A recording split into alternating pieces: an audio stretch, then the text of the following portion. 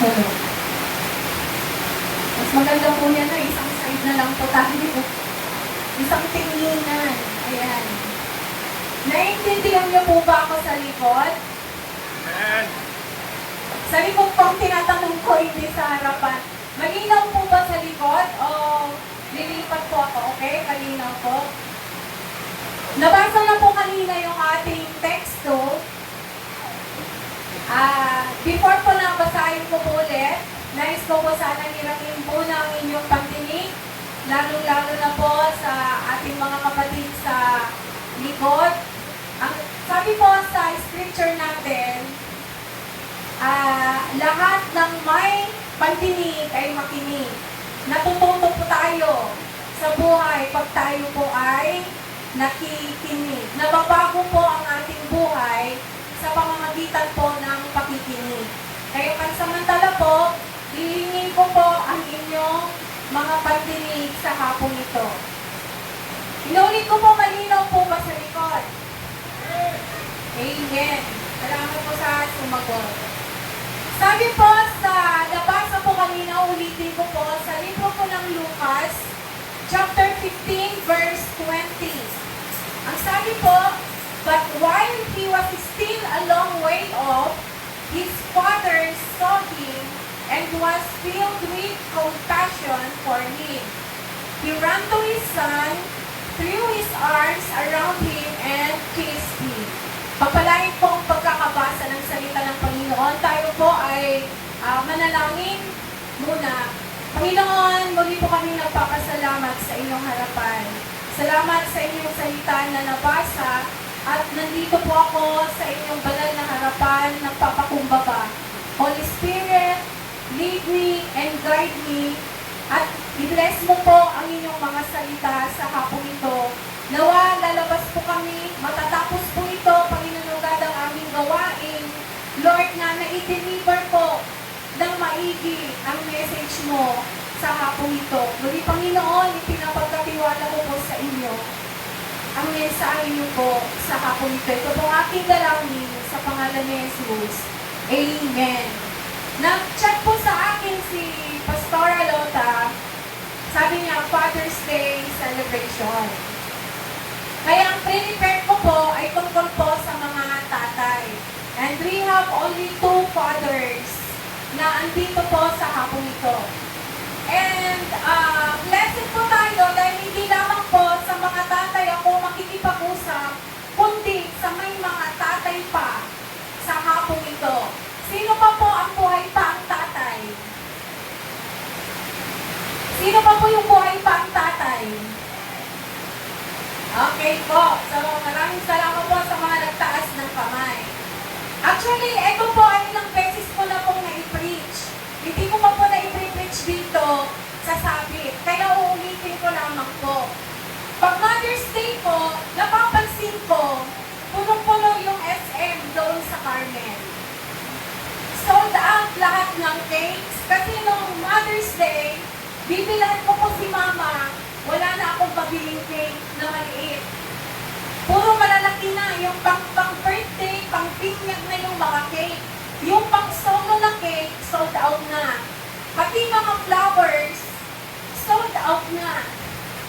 So, pagpapansinin po natin at ikukumpara, parang mas mahalaga po sa mga anak ang Mother's Day. Pero pagdating po sa Father's Day na ating tinatawag, walang nagpo-post. Bihira lang ang mag-post ng thank you Papa, thank you Tatay, thank you Daddy, Happy Father's Day.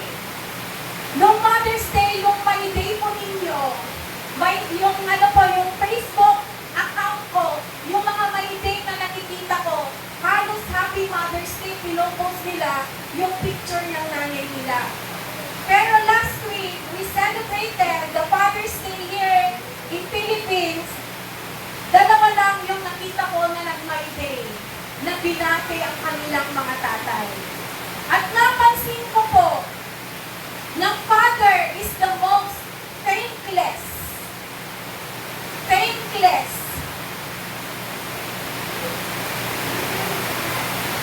Father is the most thankless position in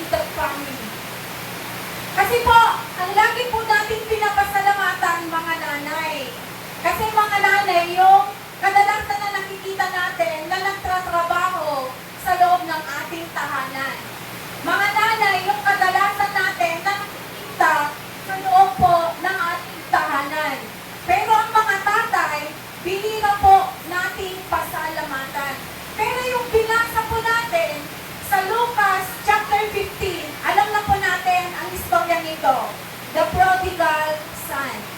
Pero kukunin po natin dito si tatay at yung younger son. Hindi muna natin papag-aralan yung eldest son nila. Nais ko pong ibahagi sa inyo yung napag-aralan ko po dito sa Lucas 15 Lucas 15 verse 11 to 30. May apat ba yung naano ko? Nung first na share ko to may apat, pero dinagdagan ko po siya kasi may nakita pa po ako kanina.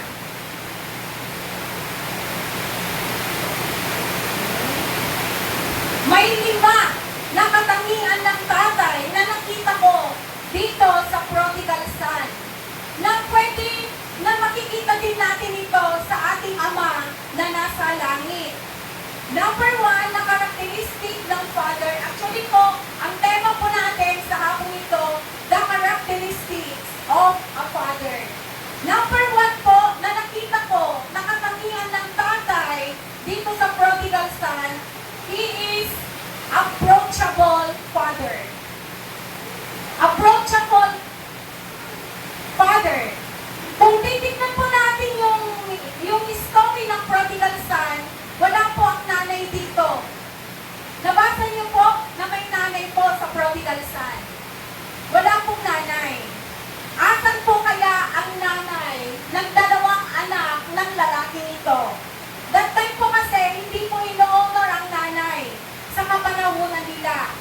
Maybe, hindi talaga nilagay sa story or namatay na yung nanay nila. So, wala po siyang nanay na nakalagay. Kaya naman, etong si Bunso, very confident na in-approach niya yung tatay niya kasi yung story po nito, hiningi na po niya yung mana kahit na buhay pa ang kanyang tatay. Sa verse 11 to 12a, sabi po dito, sinabi pa ni Jesus, may isang tao na may 2 anak na lalaki. Sinabi sa kanya ng bunso, Ama, ibigay na po ninyo sa akin ang mamanahin ko. Tatanungin ko po yung mga tatay na andito. Kung ang mga anak ninyo ay hiningi na ang mana sa inyo, na malakas pa naman kayo, ano po kaya ang mararamdaman ninyo? Di ba ang iisipin, pinamatay na ako ng anak ko Parang gusto na niya akong mawala sa mundo. Kasi gusto na niya na kunin yung mana niya, malakas pa naman ako. Pero yung sa kwento, si Bunso, sabi niya, Tay, akin na yung mana ko. Kukunin ko na yung mana ko. Yun po yung sinabi ng Bunso. Bakit kaya very confident na sinabi ng Bunso yung sa tatay niya na kunin yung mana kahit na napakalakas pa niya? Maybe, itong tatay na ito ay lagi niyang kasama sa loob ng bahay. Kaya si Bunso, napag-aralan niya ngayon yung ugali ng kanyang ama. Mabait yung ama, madaling kausap, mapagbigay, very generous. Kaya nasabi niya na kahit malakas pa yung tatay niya, ay gusto na niya kunin yung mana niya. Kadalasan po sa atin, pag may problema po tayo mga kabataan, di ba ang una nating tinatakbuhan ng ating nanay? Kasi ang alam natin, ang mga nanay ay very approachable. Ginagawa po natin best friend ang ating mga nanay. Kasi si tatay, paglalapit ka pa lang, seryoso na yung mukha. Alam mo, na sa bawat dahin mo kay tatay mo, may sermon ka na maririnig. No? Nakasimangot na si tatay. Kaya, mahirap i-approach ang mga tatay. Kagaya po ni papa ko. Mahirap siyang i-approach. Mahirap siya nahingan ng pera. Kasi maraming tanong, kahit na 20 pesos lang yung hihingin ko, marami na siyang tanong kung saan ko paggagamitan yung 20 pesos na yan.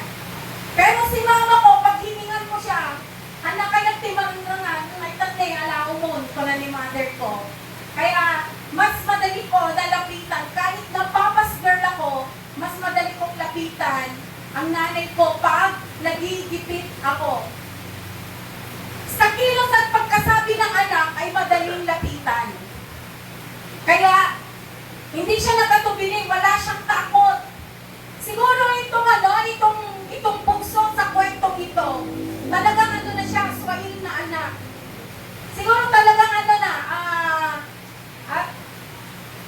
yung ugali niya siguro pasaway na.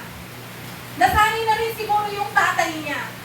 Kaya sa kilos pa lang, ng anak, parang swail na siya. Ngayon dahil mabait naman yung tatay, binigay din naman kaagad yung mana niya. Naalala ko, nung umuwi po ako sa Bataan, kasi doon po ako nag-aral ng college. Hiningan ko ng 500 yung papa ko, kasi si mama ko nasa Singapore po noon. Pamasay ko, uwi na po ako sa Bataan. Pero nanginginig na akong hihingi ng 500. Alam ko naman na ibibigay, dahil alam na kailangan ko kasi magtra-travel ako sa Bataan eh. So nanginginig na ako, 500 pa lang yun. How much pa kaya pag hiningi ko na yung mana ko sa kanya? Ito mo kaya dinidyan. Taka namatay ka, ako nga lang tibingin ko, siguro baka binuntalan na ni Papa Kiding. No? Yung 500 pa nga lang, nanginginig na ako. Pero itong lalaki sa kwento, hiningi niya buong mana. So ganun din po ang ating Panginoon. Our Father in Heaven is very approachable. Bakit po? Sabi po sa Matthew 7:7, humingi kayo at kayo ay bibigyan. Na hindi kayo papahiyain ng Panginoon. Sabi, humingi kayo at kayo ay bibigyan. Humanap kayo at kayo ay makakasupok. So pag hinahanap pala natin yung kagustuhan natin, basta kalooban ng Panginoon, hindi na itatago ng ating Ama na nasa langit. Dahil the scripture says, humanap kayo at kayo ay makakasugpo. Kumatok kayo at ang pinto ay bubuksan para sa inyo. Even in our prayer, no? Nung nakapako ng ating Panginoong Yesus, sino yung tinawag niya? Ama, Father. At tayo, pag nananalangin tayo, sino yung tinatawag natin? Ama, Lord, Panginoon. Kaya kinikilala natin sa buhay natin that our God, that our Father in heaven is very approachable. Kasi hindi tayo mananalangin sa ating Panginoon kung alam natin na hindi siya approachable. Like the Father in Luke chapter 15. He is approachable Father. Kaya po sa mga tatay na andito, huwag niyong ipakita yung ugali niyo na very strict. Marami pong mga anak na tumatakbo sa ibang pamilya, naghahanap ng comfort. Dahil takot sila na lumapit sa mismong tatay. Minsan nga chinichismis ka pa eh. Yung Uncle, kailangan titigas to. Apay niya, amang mo nga, yun yan, arang middle na. Nagunga-gunga, kami no ibagang uncle. Kasi alam niya, you are not approachable father. Kaya mga tatay na andito, huwag po nating hayaan na ang mga anak natin ay hihingi sa ibang tatay. Be an approachable father to your children. Huwag niyong pabayaan na tatakbo sila sa ibang pamilya, sa ibang tatay, kay uncle. Na ipakita mo that you are an approachable father. That you are a supportive father. Kung hindi naman nila kailangan yung hinihingi nila, pwede mo naman silang mapagsabihan ng hindi napapagalitan. Minsan po kasi, pag lumapit tayo sa ating tatay, may kalakip na No, yung uncle ko nga lumalapit pa lang yung pinsan ko, may syndrome na si uncle ko. Kaya lumaki sila kay papa ko. Kaya nung nagkasakit si papa, lahat ng suporta nila, ibinigay nila. Dahil kay papa nila natagpuan na may papa sila. Papatong ang tawag nila kasi kay papa na may papatong sila na very approachable kaysa sa kanilang mga sariling tatay. Kaya mga tatay nandito at yung mga anak nandito, wag din po tayong matakot na lumapit po sa ating mga tatay. Who knows? No, strict lang ang pagmumukha niyan.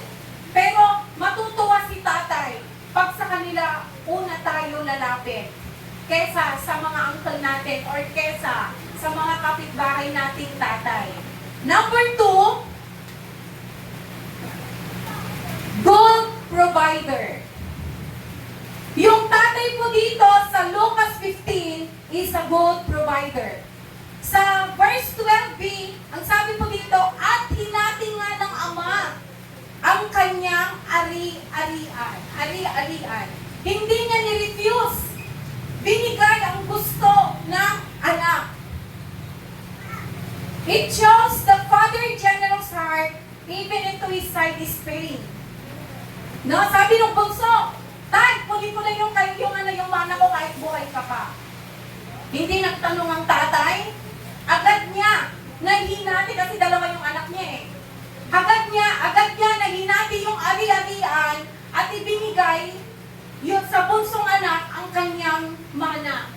Kahit na masakit sa damdamin ng isang ama, di po ba nararamdaman po natin yan? Ako, nanay ako Kahit sa mga nanay, no? Pag nagsusuplado at nagsusuplad ang ating mga magulang, hindi tayo nakakapagsalita, pero deep inside, we are in pain.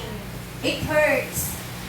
So, lalong-lalo na yung tatay dito na hiningan ng mana, kahit sa side ng tatay na to ay pain and hurt, ibinigay pa rin niya. He did not refuse to give, no? Yung mana na hinihingi ng anak because the father in Lucas chapter 15 is a good provider. Nirespeto niya yung freedom na gusto ng kanyang bunsong anak. Kahit na na-dishonor at hindi niya nirespeto ang kanyang tatay. Kagaya po ng ating amang nasa langit, it mirrors God's love. Binibigay pa rin niya yung hiling natin and never forces us to stay. Diba? Nananalangin tayo sa Panginoon, Lord, sabi ni Nanay Josie, Lord, Apo, no? Father, gusto ko ulit bumalik sa negosyo. Kaya lang wala na akong puhunan kasi nga nagamit ko sa pagpapadoktor ko dahil sa kamay ko. At dahil umiling si Nanay Josie, binigay ng Panginoon, kayo nakapag-start ulit doon sa palengke. Tama po, Mami Josie. Yun ang prayer request mo noon, di ba? So, kanino tayo tumawag? Sa Ama na nasa langit. Ibinibigay niya yung gusto natin, pinagbibigyan tayo ng Panginoong Diyos. Pinagbibigyan tayo ng ating Amang nasa langit, but He never forces us to stay. Walang kapalit. O sige, Josie, ibibigay ko yung puhunan ko sa iyo, anak, pero ito yung kapalit. Our God in heaven, our Father in heaven, He never forces us to stay. He gave us the freedom to choose kung ano yung gusto natin sa buhay. Pero ang kagandahan nito, kahit na hindi niya tayo pinuforce na mag-stay sa Kanya, pag umalis tayo, ang Panginoon, ang ating Amang nasa langit, ay nananatili na hinihintay niya tayo sa ating pagbabalik.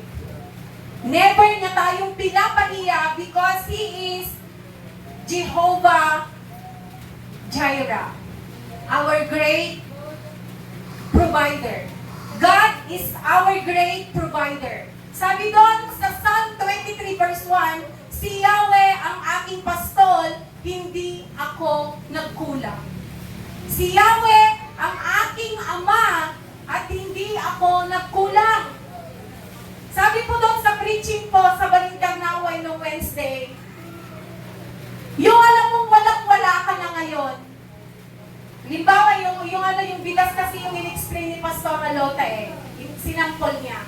Yung alam mong wala ka nang isasaing, pero nung magsasaing ka na, may blessing. So, hindi ka nang kukulang pag tumatawag ka sa ating Ama na nasa langit. Ang mga sheep, hindi na problema. Di po ba? Kasi ang Panginoon ang kanilang pastol. Sila po ay nagli-lay down sa green pastures. Umiinom sa streams of water. So how much more sa atin na kanyang mga anak? Yung anak nga niya, binigay niya para tayo ay maligtas. Yung pangangailangan mo pa kaya pang araw-araw, hindi niya kayang ibigay. Our Jehovah Jireh never fails us. Kaya nga ang tataba natin, ano? Kasi ang Panginoon, ang ating Amang nasa langit, ay hindi nagkukulang. Sa 2 Corinthians 12:14, ang mga magulang ay dapat mag-impok para sa mga anak at hindi ang anak para sa magulang. Hello, mga para namin po to sa mga nanay. Mga tatay at nanay, makinig kayo.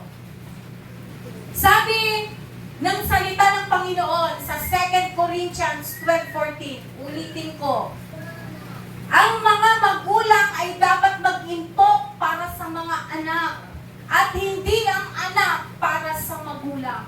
Alam niyo po, may kakilala ko, magmamarites lang ako sa bilik.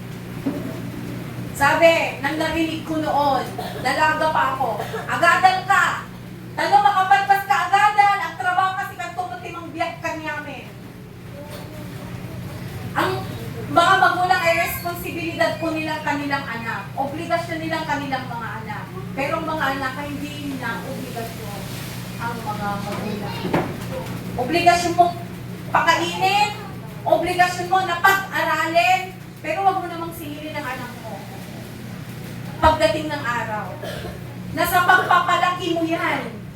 No, kahit hindi ka humingi, bibigyan ka ng anak mo.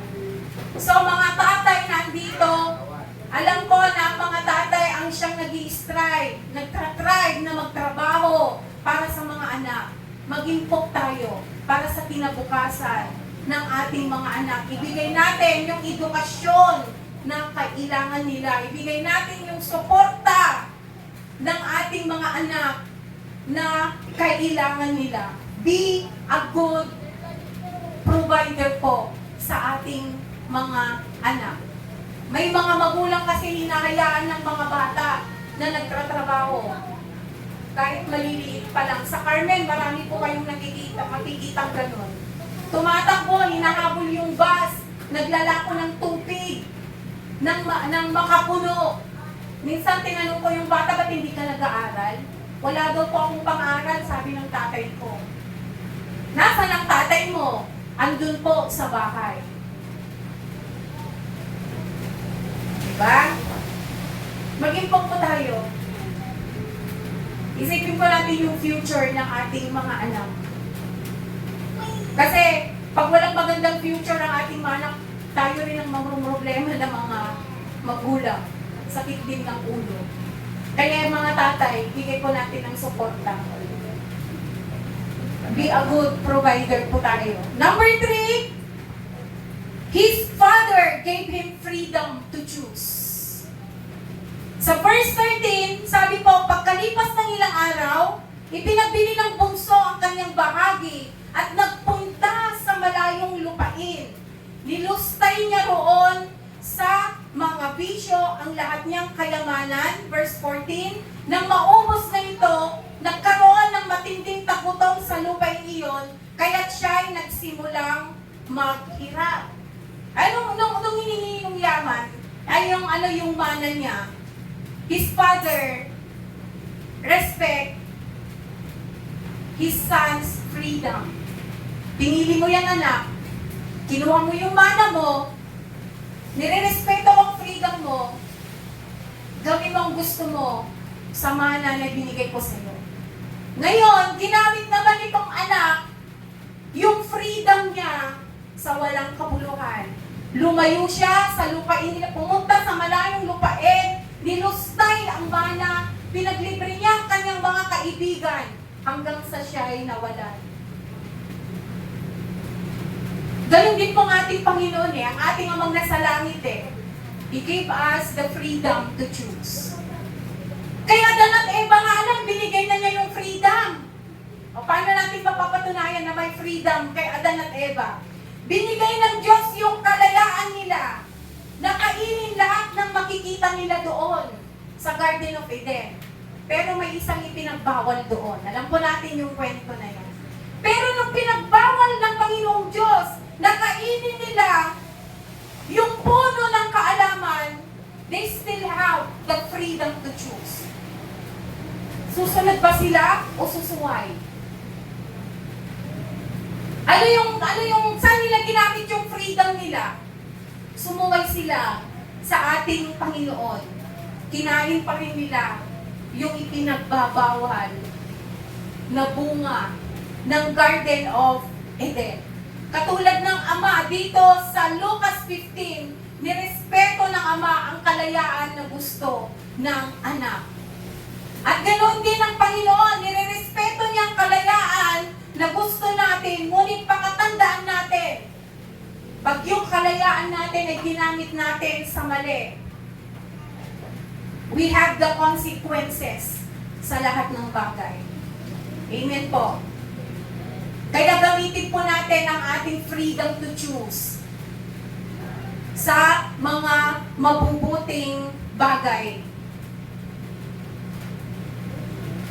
Sa ating mga tatay na nandito, give your children the freedom to choose also. Number 1, to their career. Pag nag-preach po ako, mahilig po kasi ako sa mga kwento na totoong nangyayari. Yung anak ng boss ko, gusto niyang kunin IT. Yung tatay niya kasi engineer. Di ba mostly kung ano yung bunga mo, ay kung ano yung puno mo, yun na din ang bukong. Engineer ang tatay mo, engineer ka rin. So nag-aral ng engineer, pinag-aral niya ng engineer, kaya lang yung bata, hindi kaya ng utak yung engineer. Kaya ang sabi niya, Daddy, andun ako nun sa opisina, andun din siya, dinalaw niya yung boss ko. Daddy, hindi ko kaya, mag-IT na lang po ako. Nagalit yung tatay niya sa harapan namin. Pag once na binitawan mo yung engineering, hindi kita susuportahan. Kaya ang ginawa ng bata, nagtrabaho siya, working student siya, nagtrabaho siya sa Jollibee. The same time, nag-aral ng gusto niyang kurso na hindi sinuportahan ng magulang. Kahit gustong suportahan ng boss ko, babae siya nagpasubmit siya sa asawa niya. So mga tatay,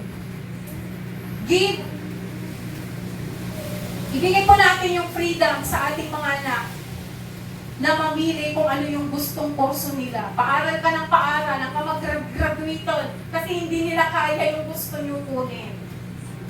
Let them choose. No? Na kunin yung kurso, yung kaya ng utak nila para hindi masayang sa wala ang ating mga pinagpaguran. Number 2, ibigay po natin yung freedom sa ating mga anak na pumili ng kanilang iibigin. Magiging partner sa kanilang buhay. Kung minsan tayo ang namimili, ang kaya ni Kastoy, nagmaditi, ugali, tinaganak na, akanayong kami to agapa. Hindi naman kayo yung magsasama sa bahay Kung minsan may bet tayo sa ating mga magulang, sa ating mga anak, kung sino yung gusto nilang pakasalan. No? Kaya give them the freedom to choose. Kung sino yung gusto nila ibigin. Huwag nating hadlangan. Basta andun tayo, stay put tayo na magbigay po ng advice po sa kanila. Kaya maraming nag-iwalay dahil pinipilit natin. No? Ayaw ko yan sa babae na yan. Ako dumating ako sa punto na ganun pero na-realize ko, ito yung gusto ng anak ko ba't hindi ko tanggapin? Kaya nayaan ko sila para maging maganda yung flow ng relasyon din ninyo na mag-ama. Si Samson, di pinigilan ng Diyos. Binigay niya yung kalayaan. Kasi si Samson, isang Israelite, from the tribe of Dan. Tama ba ako, Bishop? Si Samson ay isang Israelita from the tribe of Dan. Ngayon, sabi ng lahi nila at sabi ng Panginoon, huwag kayong mag-aasawa ng kalaban ninyo para di magulo yung lahi ninyo. Eh si Samson umibig kay Delilah. Alam niyo yung kwento, Samson and Delilah. Ang gusto ni Samson na magkatuluyan si Delilah. Si Delilah isang Filisteo, mortal na kaaway ng mga Israelites. Gumawa ng paraan ngayon si Samson para makasama si Delilah. Binigay ng Panginoon yung kalayaan. Hindi niya pinigilan. Dahil pag nagkamali ka, babalik at babalik ka naman sa ama mo eh. Babalik at babalik ka sa tatay mo at hihingi ng kapatawaran. Hahayaan ng Panginoon na mauntog ka. No? Sometimes, yung mga anak ko po, pag lagi kong pinagsasabihan, nung nauma akong, sige, gamitin yun. Ngayon, pag nagkasakit, Mami, totoo yung sinabi mo. Ngayon, hindi na nila ulitin yung pagkakamali dahil nauntog na sila. Kaya napapansin niyo po ba yun? Na inayaan tayo ng Panginoon pero pag nauntog tayo, pag bumabalik tayo sa presensya niya, nare-realize mo, there is a realization, mali talaga ako, Panginoon. Mali-mali yung ginawa ko, kaya babalik ako sa iyo. Ganun pa yung, mamaya yung story na yun. No? Kaya pinaglaban ni Samson si Delilah, pero hindi rin nagwagi ang kanilang pag-ibig. Hindi nagwagi ang kanilang pagmamahalan. Tignan natin ang verse 14 to 16. Basahin ko po. Nang maubos na ito, nagkaroon ng matinding tagutong sa lupay ni Iyon, kaya siyang nagsimulang maghirap. Namasukan siya sa isang taga roon at siya'y pinagtatrabaho nito sa isang babuyan. Sa tindi ng kanyang gutom at dahil sa wala namang nagbibigay sa kanya ng pagkain, halos kainin na niya ang mga pinagbalatan ng mga bungang kahoy na pinapakain sa mga baboy. So ito na, nilustay niya yung kayamanan, yung mana na hinihingi niya sa kanyang anak. Nung wala nang matira sa kanyang mana, kasi nagkaroon ng taggutom sa lugar na yon. Famine, taghirap, taggutom. Ngayon tamang-tama, naubos ang kanyang mana na kinuha niya sa kanyang tatay. Kaya kailangan niya na magtrabaho para siya ay mabuhay, para siya ay makakain.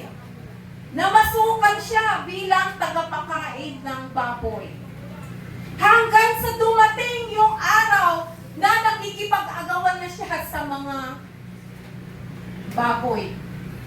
Inaagaw na niya yung mga pagkain ng baboy. Alam niyo po yung story ni Jonah. Ginamit niya yung kanyang kalayaan para sumuway po sa ating Panginoon. Yung nakakalam ng story ni Jonah, inutusan siya ng Diyos na pumunta sa Ninive, pero tumakas siya papunta sa Tarsis. Pero dumating yung bagyo. At itinapon siya sa dagat dahil siya yung dahilan nung unos at bagyo doon sa Laon. Itinapon siya sa dagat. Dito niya napagtanto. Napagtanto ni Jonas na kapag lumalayo ka sa kalooban ng Panginoon, nawawalan ng lakas yung sarili mong desisyon. Katulad nung katulad nung anak dito sa Lucas chapter 15. Nawalan na siya. Bumagyo na yung kanyang buhay. Dito niya napagtanto na yung desisyon niya mali. Even Paul, before naging Paul si Paul, siya po ay naging Saul muna. Nung siya si Saul, naging persecutor siya ng mga mananampalataya. Pinapasok niya yung bahay ng mga born again, ng mga mananampalataya, kinukulong niya, fino-force niya, nilalagay sa kulungan. Pero nung na-meet niya ang ating Panginoong Jesus sa road ng Damascus, nawalan siya ng paningin. At nung nawalan siya ng paningin, dito niya napagtanto na sayang lang yung kayamanan at lakas, kapangyarihan, at ang posisyon kung wala ka sa kalooban ng iyong ama. Katulad nung anak sa Lucas chapter 15, sayang ang kayamanan. Sayang ang kayamanan pag wala ka sa piling ng iyong ama. Kaya nagkakaroon ko ng realization. Napagtanto na walang halaga ang yaman o karangyaan kung wala ang ama sa ating buhay.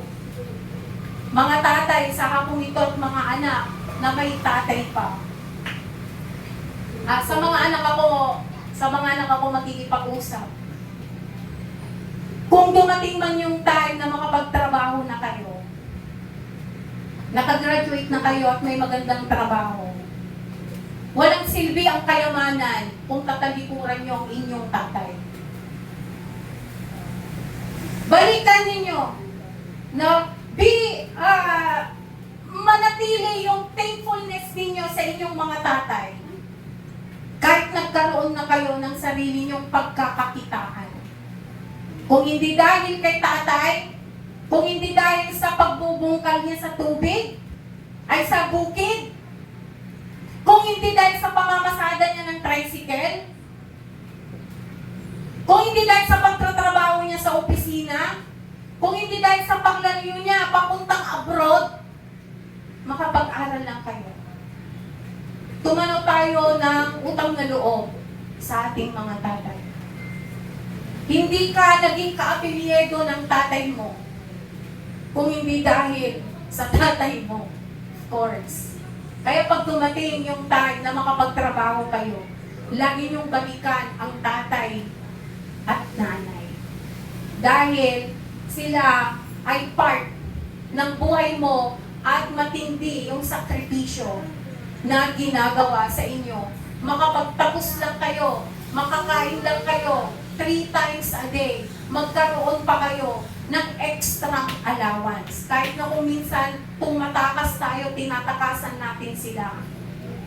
Pero ang mga tatay, mananatili na naghihintay para sa kanyang mga anak.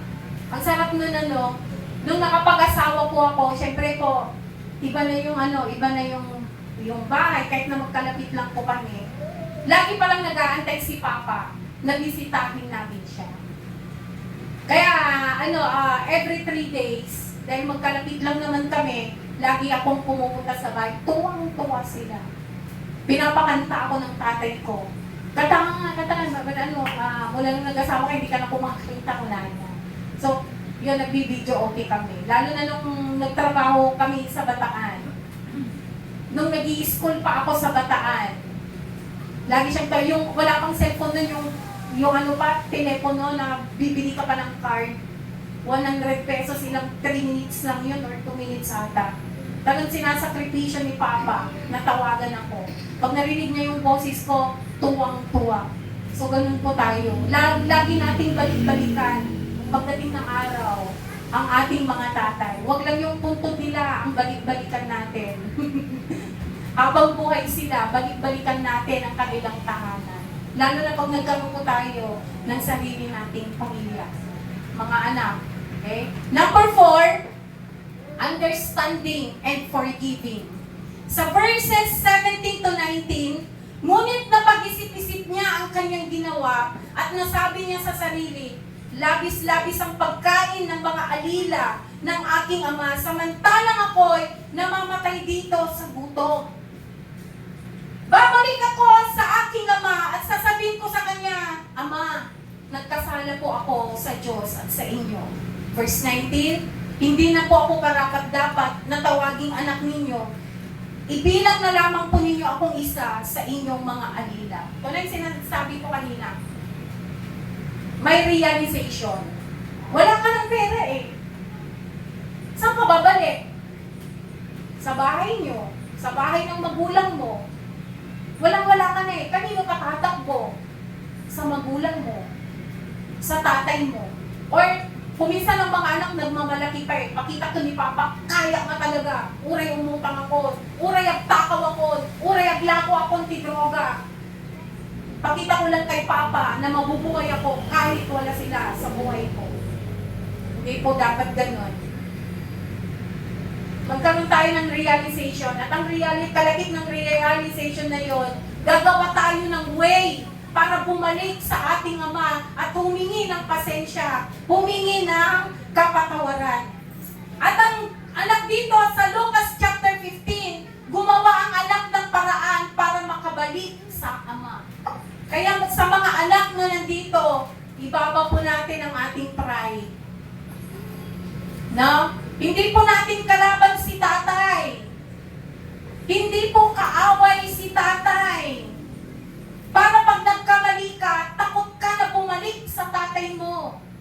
Kung ano man yung sabihin niya sa'yo, tanggapin mo dahil para sa ikakabuti mo yun. No? Amen po ba mga anak na may tatay pa? No? Huwag po tayong matakot na bumalik po sa ating mga tatay. Katulad ng ating Panginoon, ang ating Ama na nasa langit, He is understanding and forgiving. 1 John 1:9. Subalit kung ipinapahayag natin ang ating mga kasalanan, patatawarin tayo ng Diyos sa mga ito at lilinisin tayo sa lahat ng ating kasalanan pagkat siya ay matapat at matuwid. No, pag ipinapahayag po natin ang ating kasalanan sa ating Panginoon, He is willing to forgive you. Your sins, hindi na niya tatandaan yon. Parang isinulat na lamang niya sa tubig na biglang mawawala. Kaya pag may nagawa po tayo na kasalanan po sa ating Amang nasa langit, we need to repent. No? Sabihin mo lang, Lord, nakagawa ko ng ganito, patawarin mo ko, hindi na ako karapat dapat na tawagin mong anak. Pero hindi naman niya sasabihin na, hindi na kita anak kasi nagkasala ka, hindi ko ganun. No? May mga tatay pa dito na nagsabi na sa mga anak, hangka nga anak, gamin, kasta tao galim. Kaya na. Hindi na kala kumangayin yan, anak ni inang mo. Like our Father in heaven, hindi niya sinabi na, ay nako, bilang nagkasala ka, hindi na kita anak. Diba? It's just, patatawarin po tayo at lilimutin ng Panginoon ang ating mga kasalanan. Because He is understanding and forgiving Father. Panglima at panghuli, the Father is ever ready and waiting for the return of His child. Dito ako naiintaw. The Father is ever ready and waiting for the return of His child. Verse 20. At siya'y nagpasyang umuwi sa kanila, malayo pa'y natanaw na siya ng kanyang ama, at dahil sa matinding awa ay patakbo siyang sinalubong ni Yakap at hinalikan. Alam niyo po, nung pinapag-aralan ko po ito kagabi at kanina, naiyak ako. Imagine, no? Malayo pa lang, nakilala na niya ang kanyang, malayo pa lang nakilala na niya ang kanyang anak. Ibig sabihin, kung tama ako, i-correct niyo na lang po ako mga papastor mamaya. Nung kinuha na nung anak ang mana, hindi na umalis ang tatay sa pintuan o sa bintana kung saan man siya nag-aantay. Kasi malayo pa lang, nakita na niya yung kanyang anak. Talagang nag-aantay ang kanyang ama sa kanyang pagbabalik. Amen. Nung kinuha na niya yung mana, hindi na umalis ang tatay sa pintuan or sa bintana or sa gate. Inaantay niya araw-araw ang kanyang anak. Dahil alam niya sa puso niya, babalik at babalik ang kanyang anak.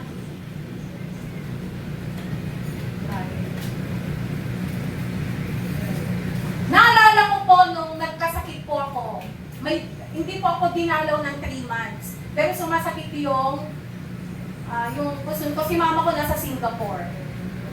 Si papa ko lang yung andon. Ang ginawa ni papa, siya ng luya. Nag-grill siya ng luya. Pinainom ako ng shock to. Yun daw yung pampaano daw yun eh. Pampadugo, sabi niya eh. So, nung pinainom niya ako sa shopping glass, pinuno niya yun ng choktong. So, ininom ko yun. Pagkainom ko, hinanap niya yung alimuspus ko. Hindi ko alam kung ano yun, yung pamayin or what. Kasi wala yung nanay ko eh, siya talaga yung doktor ko noon eh. Ayaw kong pumunta ng doktor talaga, hindi ka rin po ako marunong uminom ng gamot. Hindi po ako umiinom ng gamot.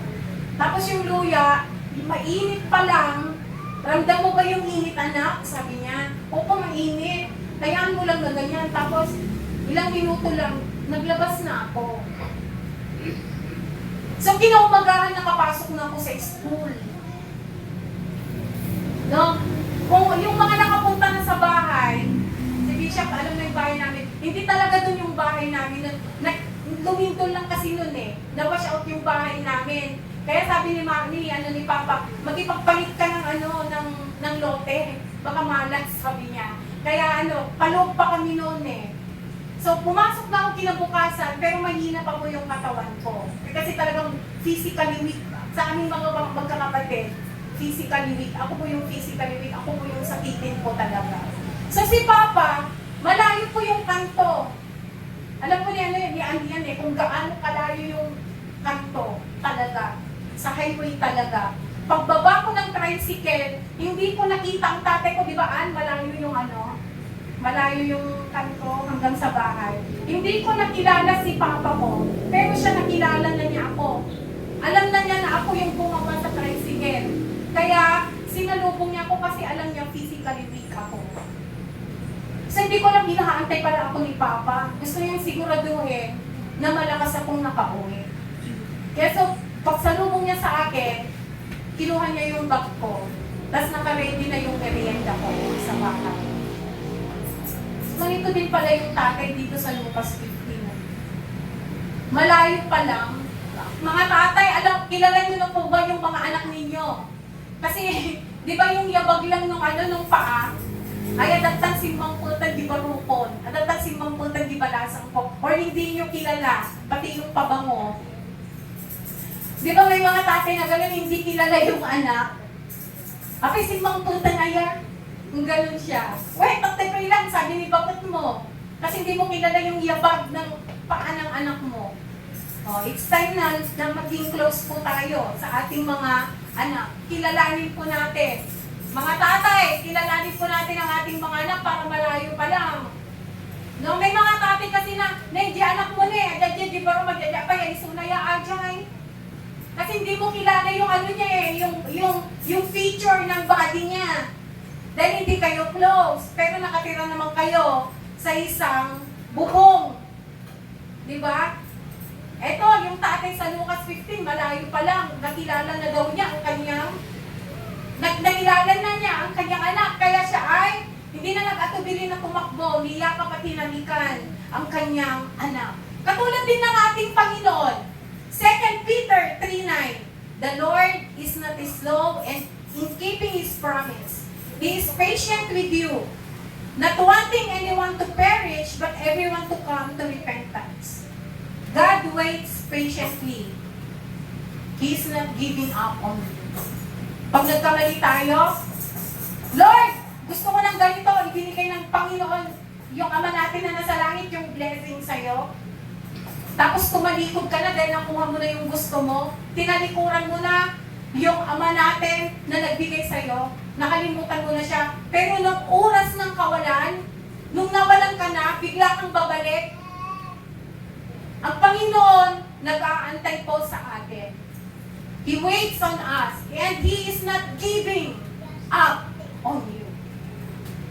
Hindi ka gini-give up ng Panginoon. Inaantay ka, pag nagkamali ka, inaantay ka ulit na lumapit sa ating Panginoon. At sa verse 22 and 24, basahin ko po, dito po sa cellphone ko. Verse 22 to 24, ngunit tinawag ng Ama ang kanyang mga alila, dali, kunin ninyo ang pinakamagandang damit at bihisan ninyo siya. Suotan ninyo siya ng singsing at ng sandalyas Pakain ninyo ang pinatabang guya at tayo'y kumain at magdiwang. Sapagkat ang anak kong ito ay namatay na, ngunit siya ay nabuhay, nawala, ngunit muling natagpuan at sila nga'y nagdiwang. Hindi lang nag-antay ang tatay na ito, kundi nakaredy ang party para sa kanya. So, nung nakalapit na ang anak, sabi niya, Ama, nagkamali po ako, nagkasala po ako sa Diyos at sa inyo. Bumabalik po ako sa inyo, hindi bilang isang anak. Kahit ituring niyo na po akong alila. Pero sabi ng ama, hindi!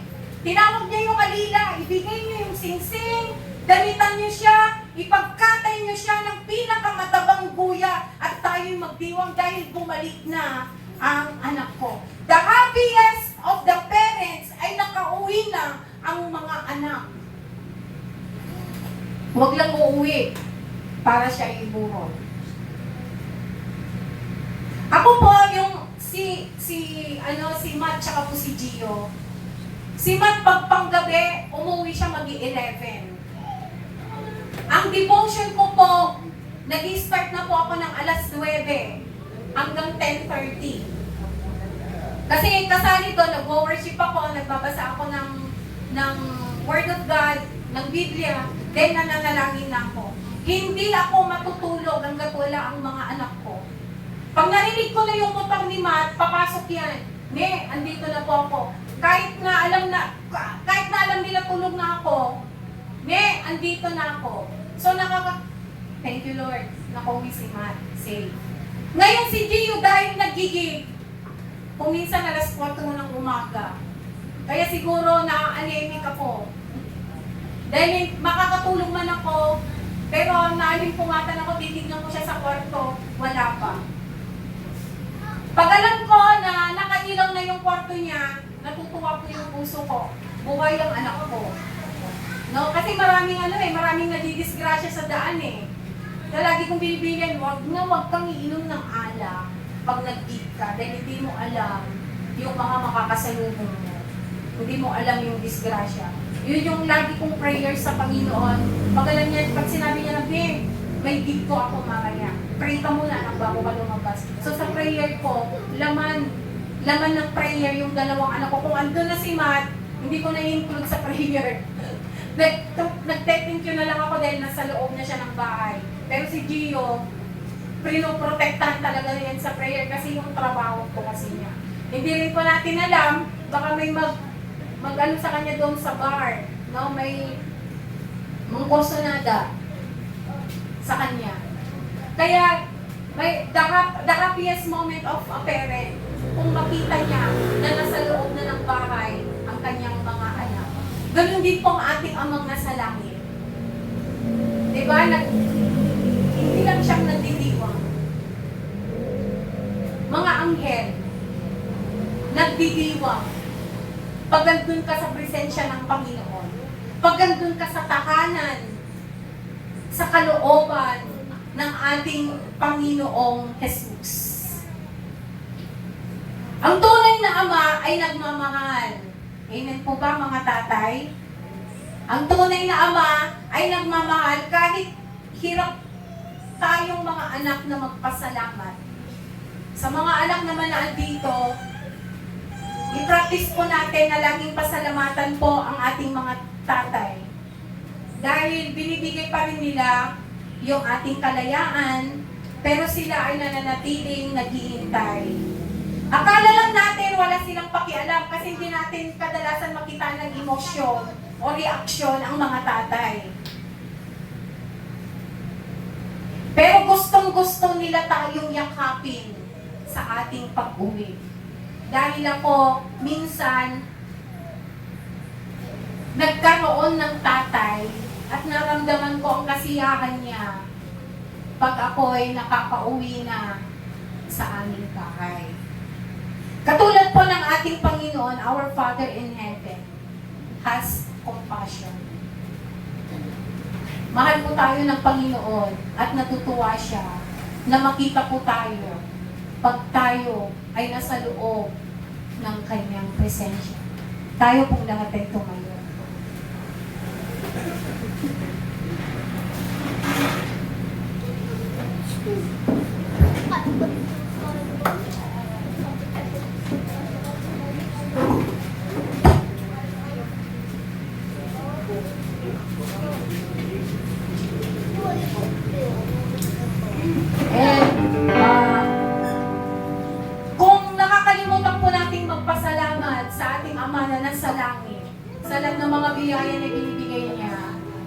hapong ito, why not na sabi natin, Lord, thank you.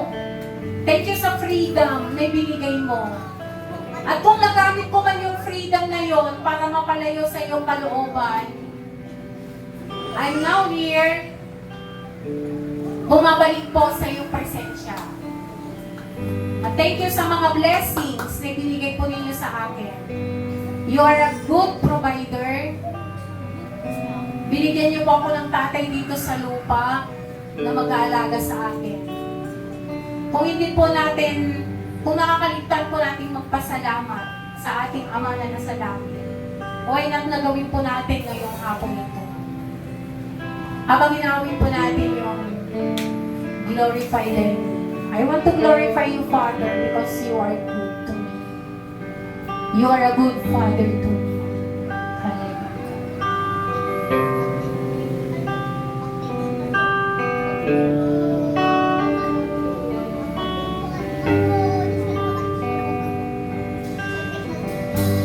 Father in heaven, how we love you. We lift you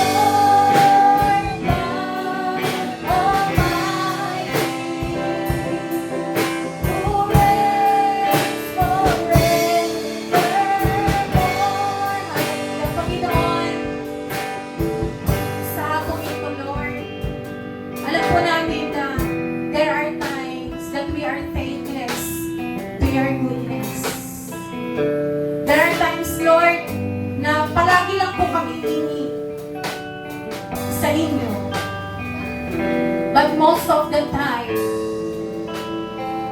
we are not doing your will. Dahil Lord, sobrang bait mo po sa amin na inyong mga anak. You give the things that we want, pero iniiwan ka namin pag nakuha na namin ito. Because you respect our freedom to choose. Dahil alam niyo po na kami ay babalik sa inyo. And thank you for the time na hindi ka umaalis sa pwesto mo, na inaantay mo kami sa aming pagbabalik sa inyong presensya. At dahil malayo pa po kami, kilala niyo na po kami because you know us as your children. You give us the right na tawagin mo po kaming mga anak. We ask for the forgiveness, Panginoon, kung minsan hindi po namin kilala ang boses mo. But we thank you, Lord, that time, Panginoon, O God, na nagbibingi-bingian kami sa pagtawag mo na anak, andito lang ako, bumalik ka na. You never gave up on us, but you're still waiting for our return. Kaya maraming salamat po, Panginoon, sa pag-provide niyo po lahat po ng aming pangangailangan. Maraming salamat po, Panginoon, sa hindi po pang-iwan sa amin. Kahit, Lord, kami ay iyong mga swain na anak. At maraming salamat po, Panginoon, dahil, Lord, Panginoong Jesus, you are now in the heaven. Pero binigyan mo po kami ng mga tatay dito sa lupa na magre-reflect po sa inyo bilang aming tatay. Salamat po sa kanilang buhay, Panginoon, sa kanilang mga sakripisyo. Hindi po kami nakapagtapos ng pag-aaral, hindi po kami nakakakain, pag hindi rin po sa kanilang mga sakripisyo. Even, Lord, sa mga nanay na nagiging tatay, Panginoon, maraming salamat po. Dahil, Lord, ibinigay niyo po sila sa amin, Panginoon, upang silang mag-alaga po sa amin, dito sa lupa.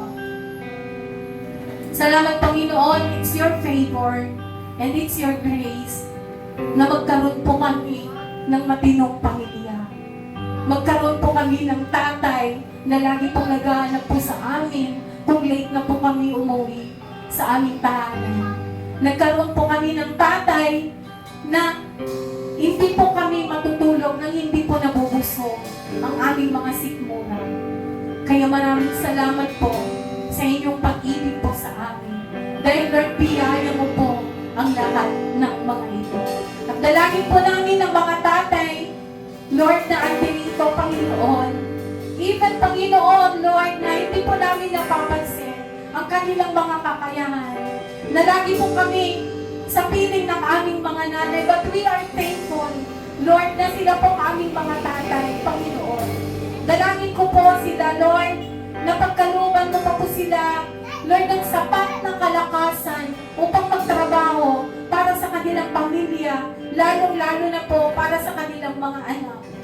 And we are praying, Panginoon, na bigyan niyo po sila ng puso na approachable, Panginoon, para, Lord, hindi po matakot ang kanilang mga anak na lalapit po sa kanila at ipadamaatin ang kanilang pag-ibig. Panginoon, upang maramdaman po rin ng kanilang mga anak na ang kanilang mga tatay ay andyan lamang po para po sa kanila. Kaya, Lord, pagpalain niyo po ang aming katatayan dito sa City of God, sabi Panginoon. Kayo po, Lord, ang mag-provide din po, Lord, ng kanilang mga pangangailangan. Pagpalain niyo po ang kanilang mga trabaho, Panginoon. Lalo po silang mag-excel kung saan po sila sources of income na inyong inilagay, Panginoon. At nawa, Panginoon, yung mga karakteristik po ninyo ay makita po sa kanilang mga buhay nang sa gayon ay hindi po sila mahirap na lapitan. Maraming salamat po muli, Panginoon. Salamat po, our loving Father. Kaya, Lord, marapat-dapat lamang na itaas ka at purihin namin inyong mga anak. Muli, Panginoon, thank